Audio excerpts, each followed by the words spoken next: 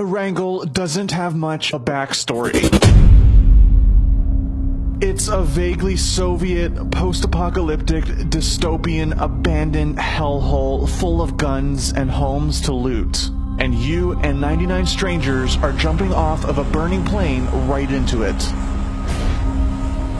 Your parachute will ensure the fall doesn't kill you, but once you're down there, it's you against the island. "99 strangers are on the hunt for you and each other. Every single one of them wants to be the last one standing. Every single one of them wants to win.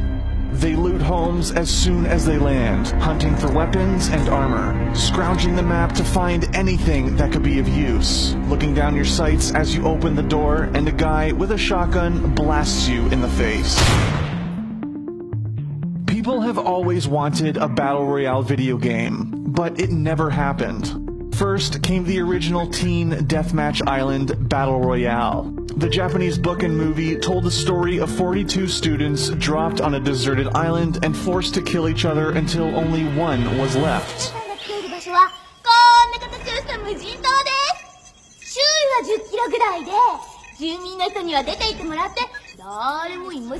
It got people asking what they would do if they were in that situation.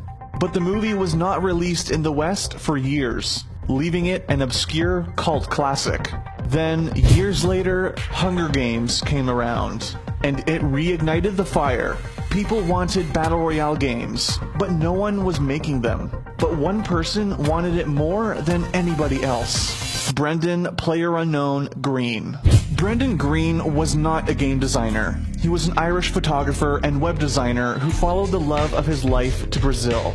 2 years later, he was divorced and looking to get his life back on track. He made it back home to Ireland, and while living on welfare, Green discovered the games Arma and DayZ. For those who don't know, Arma is a hyper-realistic military shooter known for the scale of its combat, its attention to detail, and graphic fidelity. Also known for being the foundation for an incredible number of mods, many of which were spun off of into their own games.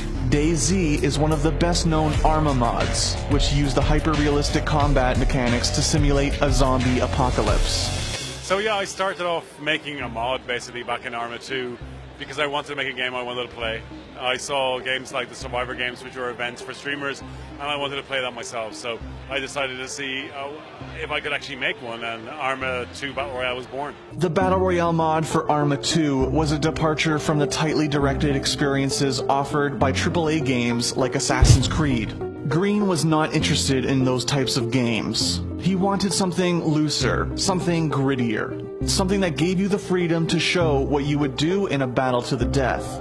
As DayZ broke free of Arma and became a standalone game, other developers took notice of how popular Green's mods were in the niche Arma community.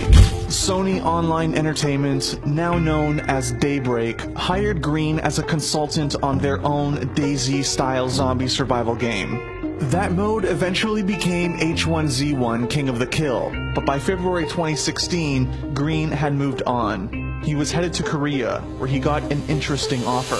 Chang-Han Kim, a Korean game designer working for Bluehole, wanted to make a Battle Royale game. He was inspired by DayZ, but when he researched the Battle Royale format more and more, he kept coming across Green. And less than 1 month later, he was Bluehole's creative director. Development moved fast.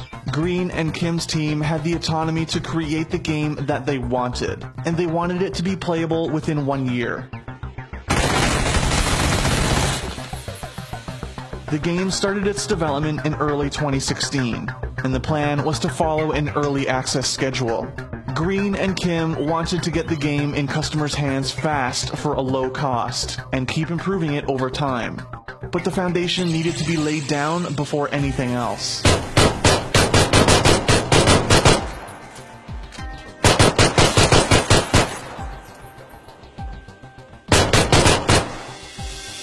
The team made a small game. 1 map, 1 mode, a handful of weapons were added after the launch, but from the day it was released on early access in March 2017 to today, Battlegrounds has been the same game. However, when it first came out, there wasn't quite anything like it. Sure, Green's mods were still out there, but mods are never quite as popular as standalone games. Battlegrounds was a breath of fresh air amidst the high-budget, lavishly produced shooters on the market. It was messy. It was tense.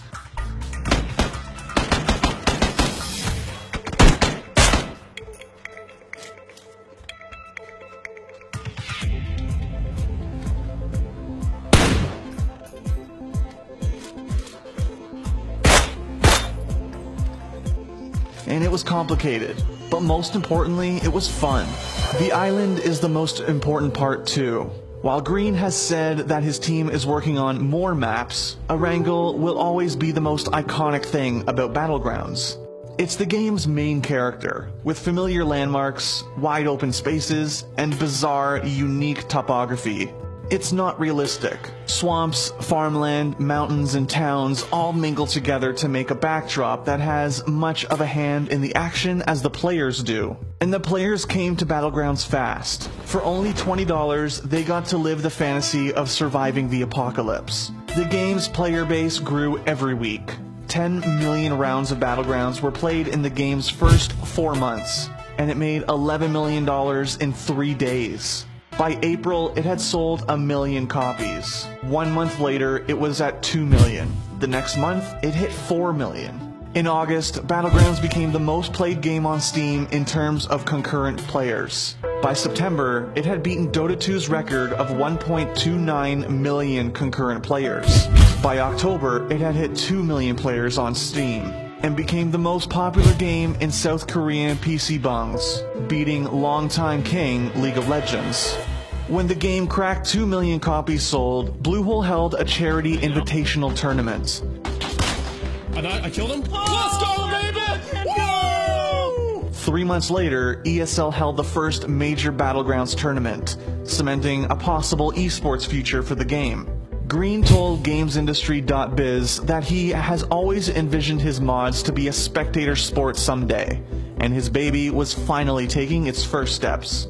People still ask if Battlegrounds can be an esport. It has the audience and the player base. The only problem is the logistics. Gathering 100 people for a LAN tournament is not the easiest thing in the world, which might limit it to events like ESL 1s and DreamHacks. But esports is not the only place Battlegrounds is growing. The game is selling more and more copies by the day, and even bigger companies are taking notice. Tencent made a deal to publish the game in China. Facebook cut a streaming deal with Bluehole.